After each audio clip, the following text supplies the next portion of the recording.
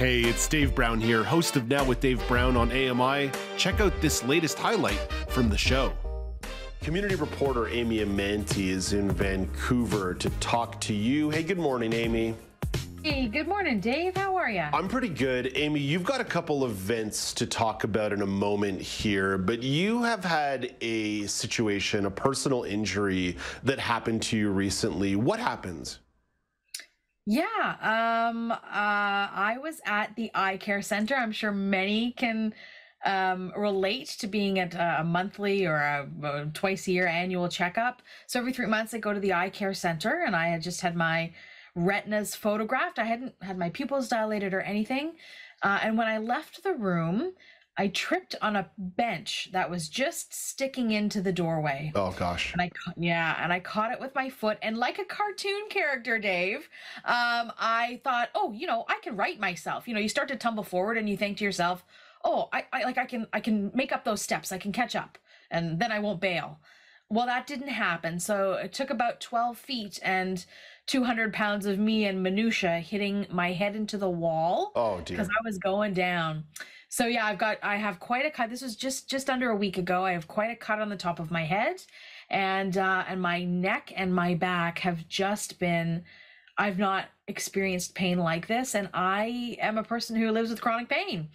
So this is a new one for me. And of course, the eye care center being the sort of the greatest irony of it all. What was the response? So obviously you take this tumble. It's clearly a severe one. How was the situation handled?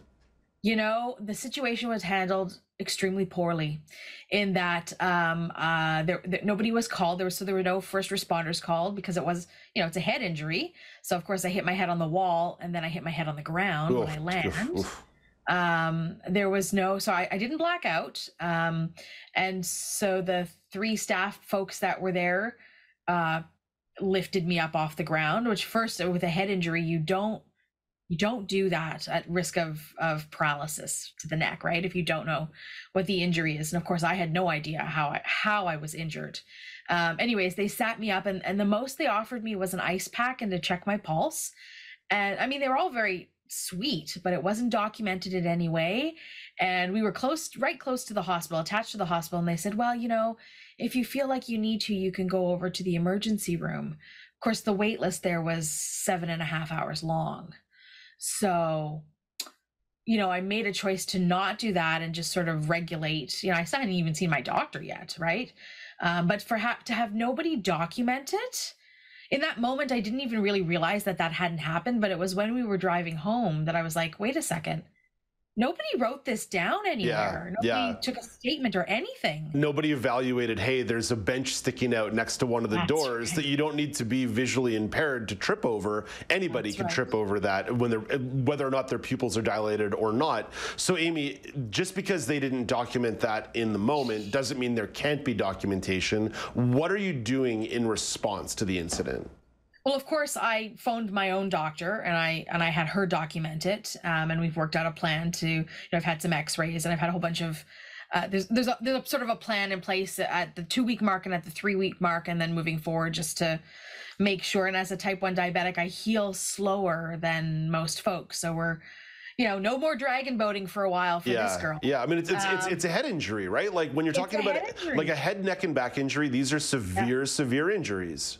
Yeah, and I feel it, anytime I sort of move slightly or sit too long in one space or cough or hiccup or any of those things in a way that I just wasn't expecting. And people are like, oh, you must feel stiff. And it's not stiffness. I mean, that's part of it, but it is pain. So anyways, I've been checking with my own doctors and my own physiotherapist to try and see what kind of treatment we can do. And what I've been told is that you have to, as much as it hurts, you have to try and continue the range of motion slowly, slowly and pushing yourself a little bit to do these exercises, because the older you get, the more chance you have at reducing that range of motion as you heal, right? That being impacted. And then the next thing that I'm really going to do, Dave, is, I've written a letter and I'm going to send it to the eye care center. Like, this is all 6 days ago, right? Yeah, so yeah. I wasn't even really able to sit at my computer and do anything for the last almost week. And anyway, so there will be a letter that goes there, and the cheeky in me wants to say, hey, eye care center of all places, hire this girl to teach you some sighted guide technique, because that's really going to save you from having a lot of people, because nobody escorts you back to the lobby or the waiting area. You have to find your way back yourself. And had there been sighted guide technique, I probably wouldn't have tripped over this particular bench. It was moved right away, but still, right? Had there been some sort of guide technique happening, that would not have happened. What's your advice for someone who finds themselves in a situation like this? They suffer an injury, whether it be at a real sort of official institution-like place or anywhere. It could be a business, could be a school, could be anywhere. I think my misstep is, and this happens because you're like, there's chaos around you, right? What's happening? Amy, you just hit your head. Like you can't in that moment say like, I was totally rational, and if I'd been totally rational, I would have done this. Yeah. You got banged in the head. Like, what are you gonna do? That's right, twice. And I would think that the best thing that you could do is, if you have an advocate with you, obviously listen to them, because they are the ones with possibly the clear head, but having things documented is going to be your best friend, because I don't know what kind of lasting injury this may be, right? If you're in a car accident, that gets documented just in case something doesn't heal. If this impacts my work moving forward, that's going to be a problem for me, right? So documenting things, and I would say probably, don't be the person that I am and go, oh my gosh, going to the emergency room is going to be a big bummer in my day. You probably should just go. Yeah. I don't know if I told you the story last year of when I tumbled off my back patio and fractured some teeth. On a Friday night, and this was during the Omicron wave of the pandemic, and I was pretty messed up. Like I was super messed up. But similar to you, I thought, it's the Omicron wave. I don't want to go to the emergency room. I'm just gonna suck it up.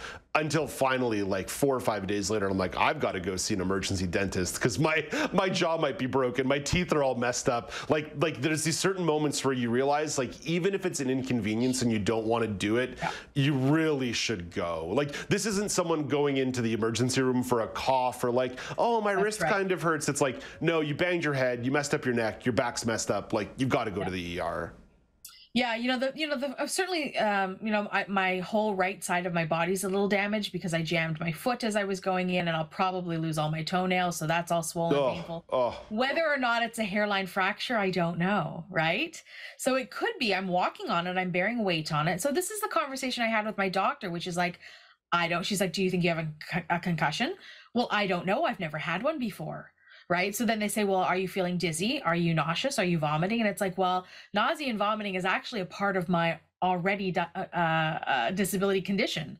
So if that's happening to me, I don't know whether it's related to my stomach condition or a head injury. Right. So I tend to do this, Dave. I tend to talk myself out of going to hospitals, because I think it's not as bad as it is, and I don't want to take up space for somebody else who's like having a heart attack. Yeah. But at the end of the day, the older I get, the more I'm going to have to tell myself, wait a second, you are worth the same care, right? Yeah, and the thing is, eventually, at some point, you're probably going to have to go get those medical resources anyway. Yeah. I remember I sprained my right ankle very, very badly back in the summer of 2018, and I waited 3 or 4 days, and all of a sudden, I had to go to the ER anyway, because my foot was like 3 times the size it was supposed to be, and I was like, oh, you rise it, you rest it, you ice it, you're fine, and no, like it's not fine, and again, I think sometimes part of this becomes this, we almost envision it, the healthcare system as a Hunger Games scenario. Like, if I go, it takes away from somebody else. And that's another reason to remind people to like perpetually advocate for expansion and improvement of our healthcare system, so people aren't having to make those choices in real time when they really should be going to see a doctor and getting an X-ray or getting an MRI. And wouldn't it be great if there was a stopgap in between? Like, you have a walk-in clinic, so that's where you go if you like have a cold. You really shouldn't go to a doctor if you have a cold, but if you you know, maybe you, I don't know, ripped a fingernail off or have a cut that needs to have a wound cleaned or whatever, like something that's relatively minor.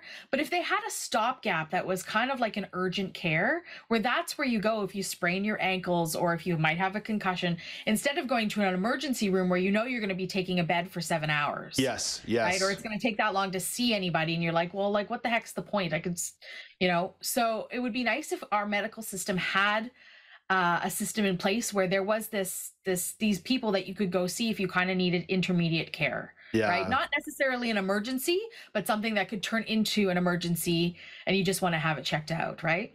Amy, thank you. Thanks, Dave. That's community reporter Amy Amantea. Do you want to dive into more conversations like this? Watch Now with Dave Brown weekdays at 9 a.m. Eastern on AMI.TV or download the podcasts wherever you listen.